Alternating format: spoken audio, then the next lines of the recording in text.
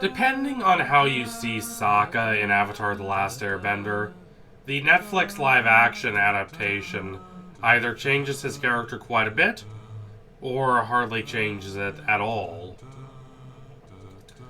Sokka is certainly one of the characters who is best served by the adaptation. Ian Ousley, the actor, embodies him with real verve and humorous passion. He has Sokka's comedic timing. He has Sokka's rather sardonic, mocking sense of humor. He has Sokka's unwillingness to say exactly what he is feeling overtly, instead concealing a lot of those deeper and more disturbing feelings. Which is a relief for this show, which, if anything, tends to have all its characters say exactly what they mean all of the time.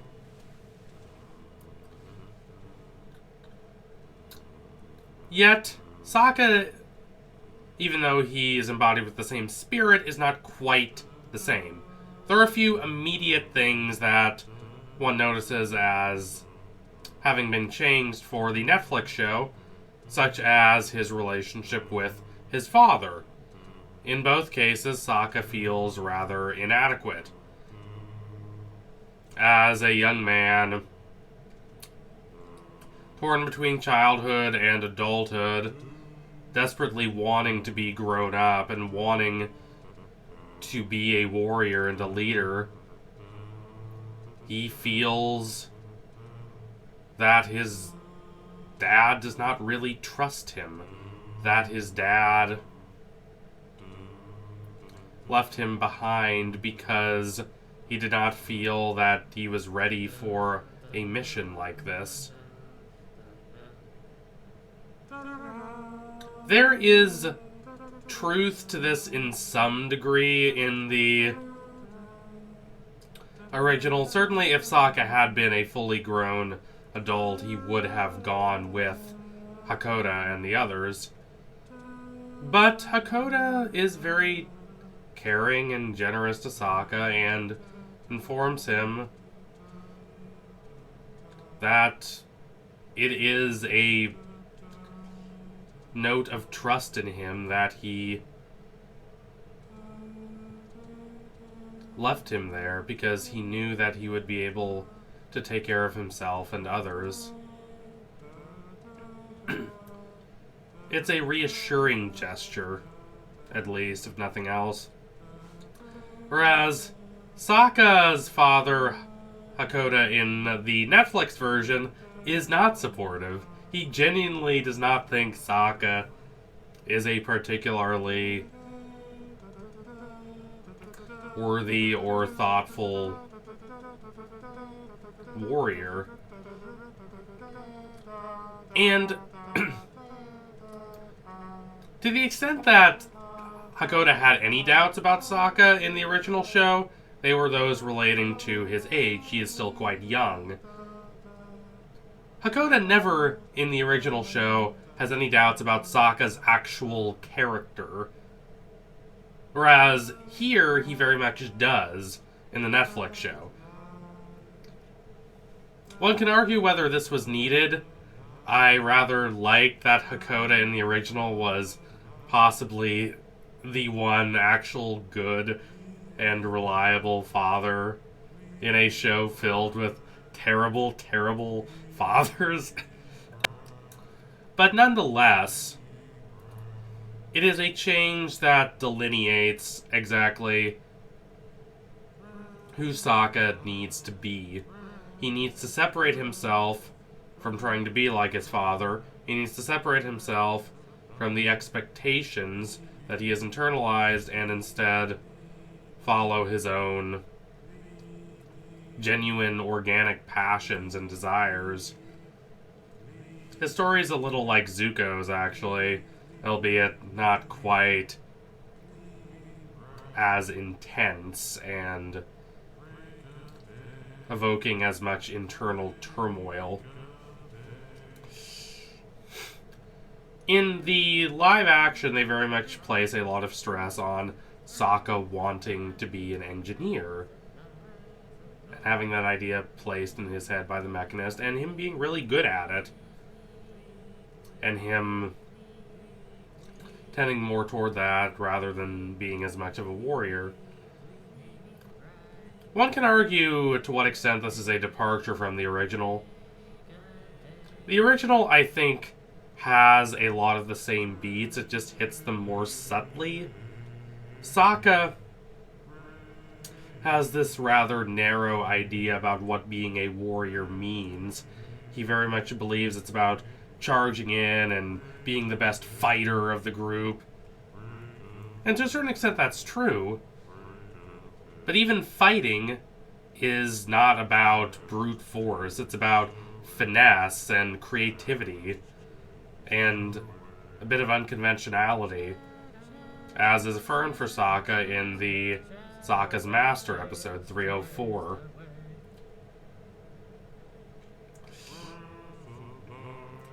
So, even to the extent that Sokka is a warrior, he is not a warrior in the way that he thought he would be.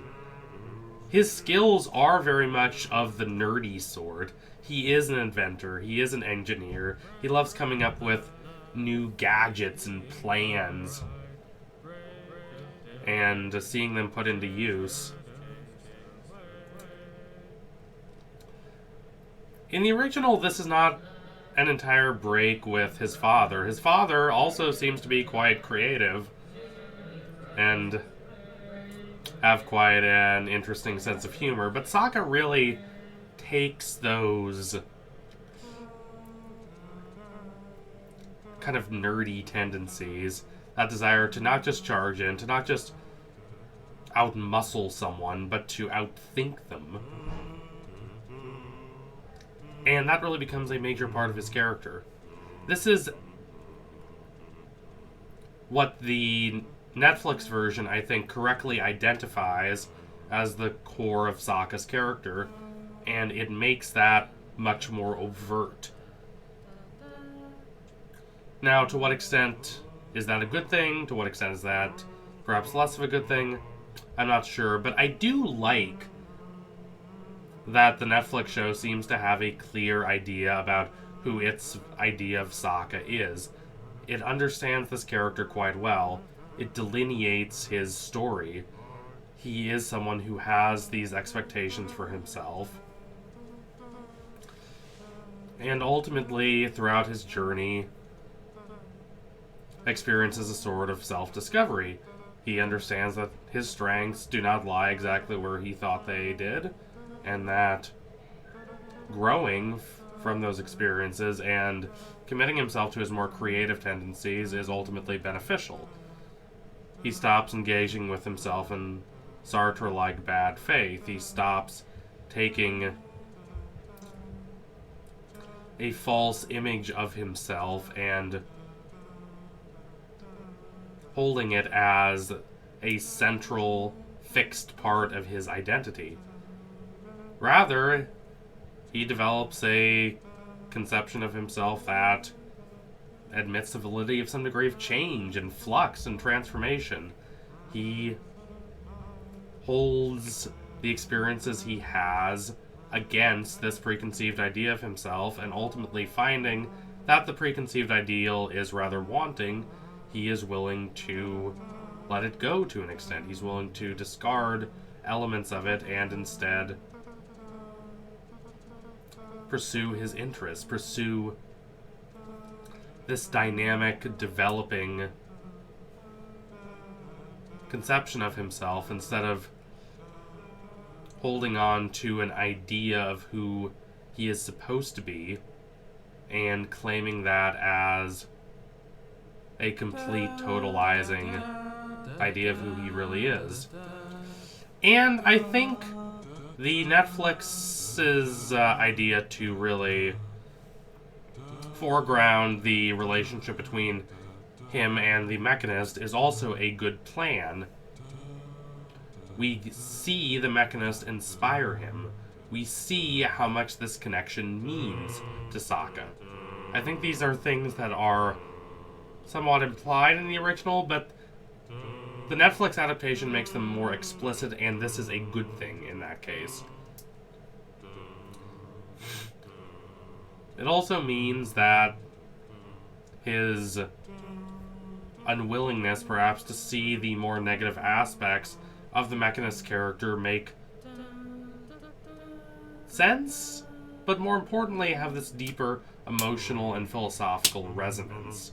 It's not just that he's excited about technology, it's that through this excitement about technology and engineering, he's finding some degree of clarity about his self-identity, about conception of self-actualization.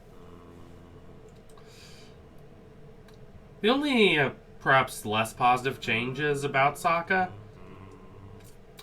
are more about the world around him, I think. He doesn't really encounter these major difficulties in the same way that he does in the original.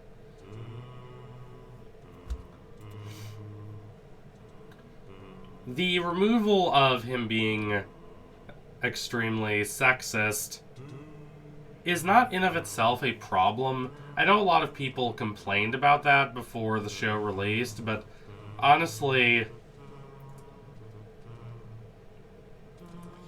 him being a sexist itself is not a major component of his narrative, and it's resolved pretty quickly. It's, in the original, tied in to this larger idea about him desperately wanting to be this rugged, stoic, reliable male warrior figure like he sees his father as. And ultimately, in both versions, he has to drift away from that if he is to really develop his own sense of self-identity, his own sense of what he really cares about and is interested in. So I'm fine with that, but it does lead to some rather disappointing moments. Like, I actually don't mind his relationship with Suki here, but the removal of the conflict between them means that there's basically no conflict for Sokka in that episode. And this is a pattern that occurs quite often. Like, there is the Jet storyline, but it only focuses on Katara, and it only takes up a small percentage of one episode. Sokka, in the original, has this